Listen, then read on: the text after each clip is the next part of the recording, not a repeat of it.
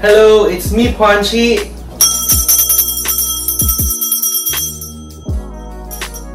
Alright, so today, magre-review tayo. Ito yung...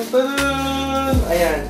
So, isa siyang waterproof or water-resistant na bag from Arctic Hunter. Ganyan yung kanya itsura. So, ilalagay ko yung link sa description box down below kung saan nyo siya mabibili.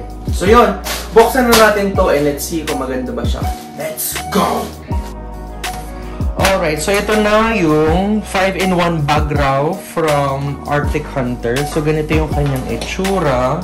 Very cute. So, ito yung kanyang front. And then, ito kanyang back. And then, side.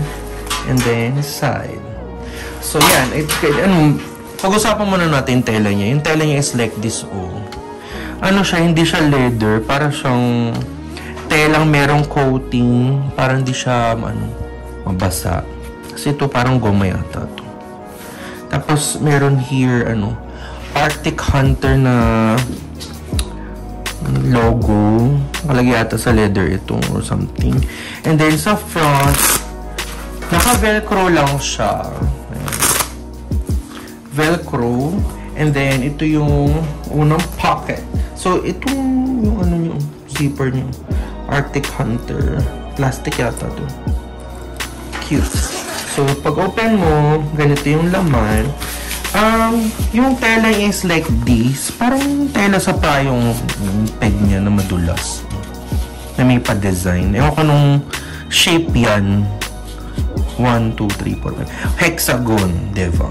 And then, meron ditong lagay ng susi. Ano natanggal yata to? Ayan, lagay ng susi. And then, malaki naman siya sa kamay. And then, meron ditong 1, 2, 3, 4 na, ang tawag dyan, pouches, ganyan. Lagayan na gurong power bank or alcohol or ball pen, ganun. So, ganyan yung kanyang first pocket. Okay naman. Close na natin. So, yan. Naka-velcro ito. So, dito na tayo sa my main pocket. So, as you can see, ganito lang yung kanyang itsura ng zipper. Di mo makikita yung mismong zipper. Naka-ano siya. Naka-hide. Ganun. Kasi ito yung zipper. Like, kasing kanina. Open na natin ito. So, pagka-open, meron siyang... Ganon rin yung similar rin yung tela niya. Ganito yung laman, yung loob. Dalawang kamay. And then, meron ditong foam. Ayun, may foam. Pag open mo, may foam here. Dito yung roll lagay ng iPad. Siguro, iPad mini lang kasya dito. Yeah. iPad mini lang siya. And then, ito yung mismo main na pocket. Medyo maluwang naman. Marami kang malalagay here. And then, dito, meron siyang mesh na ganyan, no? Pouches rin. Lagay ng power bank, wallet, passport, ganun. Meron siyang ganyan. So, ito yung kanyang main pocket. Front. Ito. And then, ito na yung back. So, again, dito yung kanyang telo. Madulas. And then, let's see. Yeah, the back pocket is, malaki rin. Ganyan yung kanya itsura. So, ito yung bag. Isang ganyan. Isang dangkal. Ito isang dangkal. Medyo malaki na rin.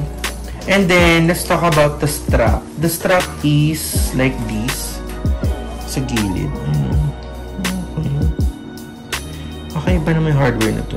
Parang ganyan. And then, here sa may side. And then, meron siyang may design yung strap niya. Let's travel light since 2009. Arctic Hunter. So, yun. Ganyan tsura. Sabi nila pa yung belt bag, pero paano kaya? Kasi, paano? Pag ganun siya, patayo. So, yan. So, ito na yung bag na ito. Sukatin na natin, check natin kung maganda pa siyang tingnan. Okay. Hello, so ito na yung Arctic Hunter 5-in-1 bag raw. So ganyan kaya itsura. Very, it's not super big, it's not super small. Parang cute size lang siya. And wala siya masyadong logo na sumisigaw sa mukha mo. Ganyan itsura niya. So try natin ito na ganyan. Ayan. Cute! Cute siya! Lako na ng tiyan ko. Ayan, ganyan siya. Strike ko yung nakaharap. Ay, parang magandang nakaganyan lang. Ganyan. Cute ko. And then, try naman natin yung nakatodo. Ano ba yun? Yung pinakamahaba.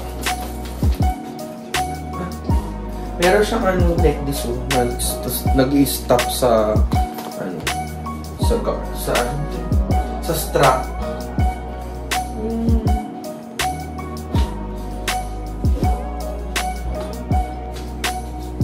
Todo natin. Nahirapan ako.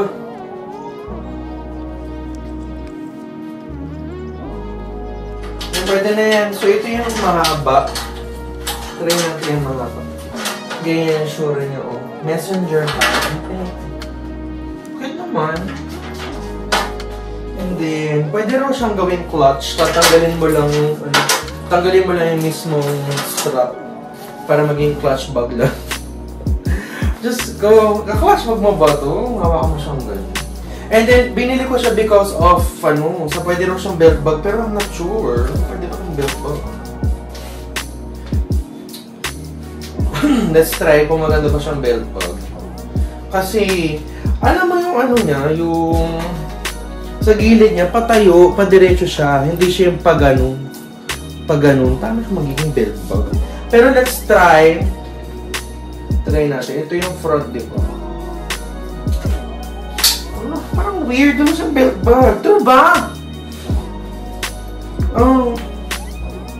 Like, ganun. Yung belt bag, pero why? True ba? Belt bag mo batis? Kapag belt bag, ganito siya.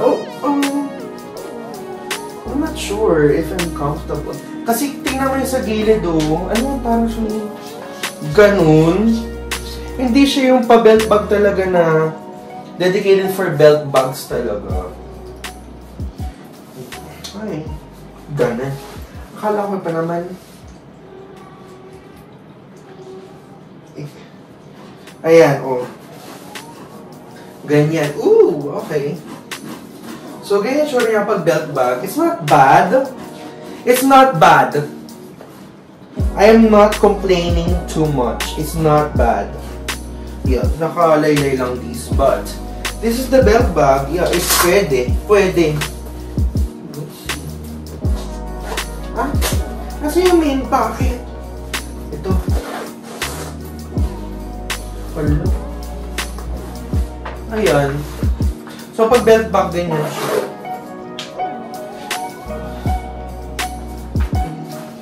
Ayan. Siguro, bas bet ko yung yung ano na lang siya. Gagano. So, yeah. Ganito yung itsura niya pag sinuot.